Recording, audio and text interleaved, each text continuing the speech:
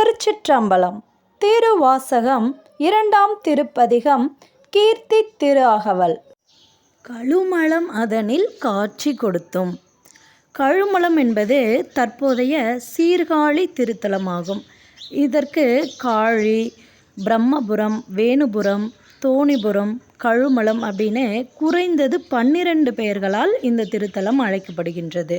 இந்த திருத்தலத்தில் நால்வரும் தேவாரம், திருவாசகம் பாடியிருக்கின்றனர். இந்த திருத்தலம் சட்டைநாதர் கோவில், பிரம்மபுரீஸ்வரர் மற்றும் தோணியப்பர் கோவில் என்று 3 விதமாக அழைக்கப்படுகின்றது.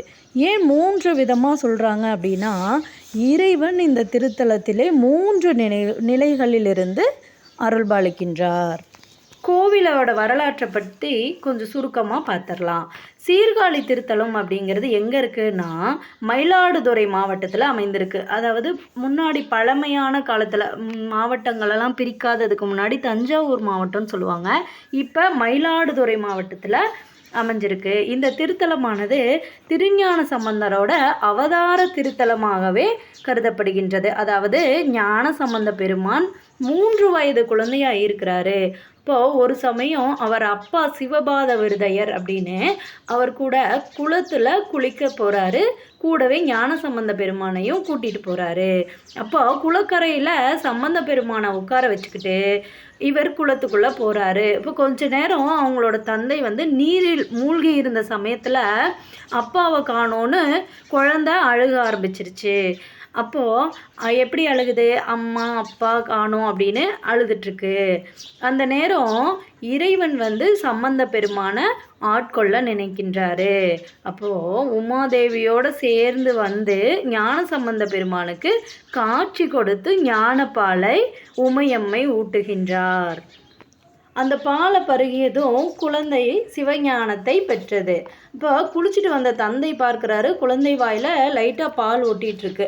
அப்போது அதை பற்றி குழந்தைகிட்ட கேட்குறாரு, ஏது பால், யார் கொடுத்தாங்க அப்படின்னு சொல்லி குழந்தையோட அப்பா குழந்தைகிட்ட கேட்குறாரு. அப்போ சம்பந்த பெருமான் பாடுறாரு. கோவிலை காமிச்சு தோடுடைய செவியன் அப்படின்னு தொடங்குற தேவார பாடலை பாடி யார் பாலை கொடுத்தாங்க அப்படின்னு அவங்க அப்பாவுக்கு இறைவனை அடையாளம் சொல்கிறாரு. வந்தது அந்த அம்மையப்பனும் உமாதேவி தாயாரும் அப்படிங்கிறத அடையாளமாக தேவார பாடல் பாடி சொல்கிறாரு. இப்படி இந்த சீர்காழி திருத்தலமானது இறைவன் திருஞான சம்பந்தரை ஆட்கொண்ட இடமாக கருதப்படுகின்றது. இங்கே இறைவன் தோணியப்பர் அப்படின்னு சொல்லப்படுறாரு. ஏன் அப்படின்னா, ஒரு தடவை பெருங்கடல் பொங்கி எழுந்து பிரளயம் ஏற்படுது. ஏற்பட்ட பிரளயமானது இந்த அண்டத்தையே அழித்து விட்டது. அப்போது இறைவன் உமா மகேஸ்வரராக வர்றாரு. அதாவது உமாதேவியும் இறைவனும் சேர்ந்து பிரணவத்தை தோணியாக அமைத்து அந்த கடலில் அப்படியே மிதந்து வர்றாங்க. இந்த திருத்தலத்தை, அதாவது சீர்காழி திருத்தலத்தை அடையிறாங்க. அப்போ இங்கே தங்கி இருந்த இறைவன் அண்டத்தை உருவாக்குறாரு. அதனால தான் இந்த திருத்தலநாதருக்கு தோணியப்பர் அப்படிங்கிற பெயர் வந்தது. அடுத்ததாக பிரம்மபுரீஸ்வரர்னு ஏன் சொல்கிறாங்க அப்படின்னா, படைப்பு கடவுளான பிரம்மா இங்கு இருக்கும் சிவபெருமானை பூஜித்து அதன் பிறகு மீண்டும் படைப்பு தொழிலை தொடங்கிய காரணத்தால் பிரம்மபுரீஸ்வரர் அப்படின்னு இந்த திருத்தலநாதர் அழைக்கப்படுறாரு. சட்டைநாதர், இந்த திருத்தல சட்டைநாதருக்கு 2 விதமான வரலாறு இருக்குது. ஒன்று என்னன்னா, ஒரு சித்தர் ஒருவர் இருந்தார். அவர் பெயர் சட்டை முனி சித்தர்னு பேர். இப்போது சிவபெருமானோட அம்சமான சட்டைநாதரை இங்கு அவர் வழிபட்டு கொண்டிருந்தார். அப்போது முனிவர் அணிந்திருந்த ஆடை, அதாவது சட்டையில் இருந்து சிவலிங்கம் தோன்றியதாக சொல்லப்படுகின்றது. அதனால்தான் இங்குள்ள இறைவன் சட்டைநாதர் அப்படின்னு சொல்லப்படுகின்றார். இதற்கு இன்னொரு வரலாறும் இருக்குது. சட்டைநாதர் அப்படிங்கிற பெயர் வர்றதுக்கு இன்னொரு காரணமும் இருக்குது. மகாபலி என்னும் அசுர மன்னன் பற்றி நமக்கெல்லாம் நல்லாவே தெரியும்.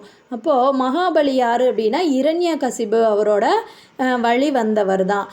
இரண்யகசிபோட மகன் பக்த பிரகலாதன் இருந்தார் இல்லையா, அவரோட பேரன் தான் இந்த மகாபலி. அப்போது விஷ்ணு பகவான் வாமனம் அவதாரம் எடுத்தப்போ மகாபலி மன்னன் கிட்ட மண் கேட்டு பெற்றிருக்கிறாரு. அப்படி மண் கேட்டு பெற்ற விஷ்ணு பகவான் என்ன பண்ணுறாரு, வாமன அவதாரத்தில் இருக்கும்போது மிகவும் செருக்கோடு இருந்தார். அதனால் வடுகநாதராகிய சிவபெருமான் என்ன பண்ணுறாரு, விஷ்ணுவை மார்பில் அடித்து அவரோட செருக்கை அழிக்கிறார். அதன் காரணமாக வாமன அவதாரத்தில் இருந்த விஷ்ணு பகவான் சிவபெருமான் கிட்ட சொல்கிறாரு, என்னோட தோலையும் எலும்பையும் எடுத்து நீங்கள் அணிந்து கொள்ளுங்கள். அதாவது செருக்குற்ற இந்த தேகத்தின் தோலையும் எலும்பையும் நீங்கள் எடுத்து அழிந்து கொள்ளுங்கள். அப்போ யார் செருக்கோடு இருந்தாலும் ஆணவத்தோடு இருந்தாலும் அவரோட அழிவு நிலை இப்படி தான் அப்படின்னு காமிக்கிறதுக்காக தோலையும் எலும்பையும் எடுத்து சிவபெருமானை அணிஞ்சிக்க சொல்கிறாரு விஷ்ணு பகவான். அதனால் அவரோட எலும்பை கதையாகவும் தோலை சட்டையாகவும் அணிஞ்சுக்கிறாரு நம் சிவபெருமான். அதனால தான் இங்கே சட்டநாதர் அப்படிங்கிற பெயரோட இருக்கார். இங்கே நம் சிவபெருமான் திருக்கைலாய காட்சி கொடுக்குறாரு. காளிங்கன் அப்படிங்கிற பாம்பு இந்த தலத்தை பூஜை செய்தங்காட்டிக்கு ஸ்ரீ காளிபுரம் அப்படின்னு இருந்தது.